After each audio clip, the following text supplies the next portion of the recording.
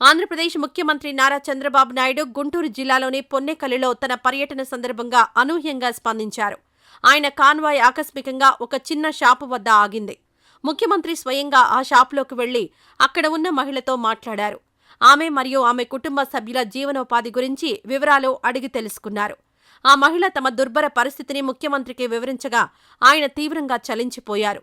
వెంటనే స్పందించిన చంద్రబాబు నాయుడు ఆ కుటుంబానికి అవసరమైన ఉపాధి కల్పించే ఏర్పాట్లు చూడాలని గుంటూరు జిల్లా కలెక్టర్కు ఆదేశాలు జారీ చేశారు.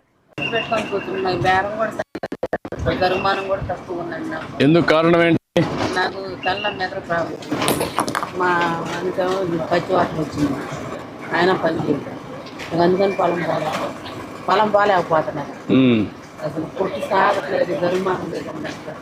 కలెక్టర్ గారు, ఈ అమ్మాయిని కూడా రీహాబిలిటేట్ చేయండి. ఫ్యామిలీ స్టడీ చేసి ఏం చేయగలుగుతామో షాప్ అవన్నీ పెట్టించి. నీకేం వస్తుందా గవర్నమెంట్ పరంగా? పెన్షన్ రావట్లేదండి. ఇద్దరికి ఎవరు రావట్లేదు. వయసు నా 58 ఆ మధ్య ఉండేయండి.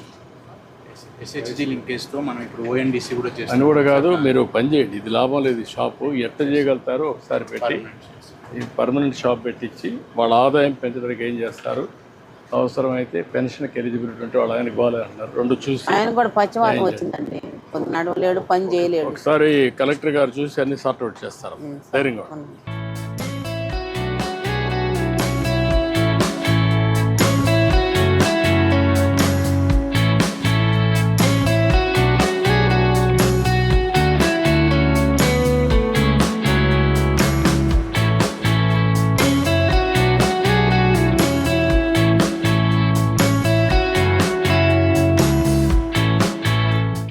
ఈ వీడియో నచ్చితే లైక్ చేయండి. అలాగే మా ఛానల్ ని ఫస్ట్ టైం కనుక చూస్తున్నట్టయితే ఇప్పుడే సబ్స్క్రైబ్ చేసుకుని పక్కనే ఉన్న గంట సింబల్ ని యాక్టివేట్ చేసుకోండి. అప్పుడే మేము పెట్టే ప్రతి వీడియో మీకు నోటిఫికేషన్ గా వస్తుంది. అలాగే ఈ వీడియో పూర్తిగా చూసినందుకు ధన్యవాదాలు.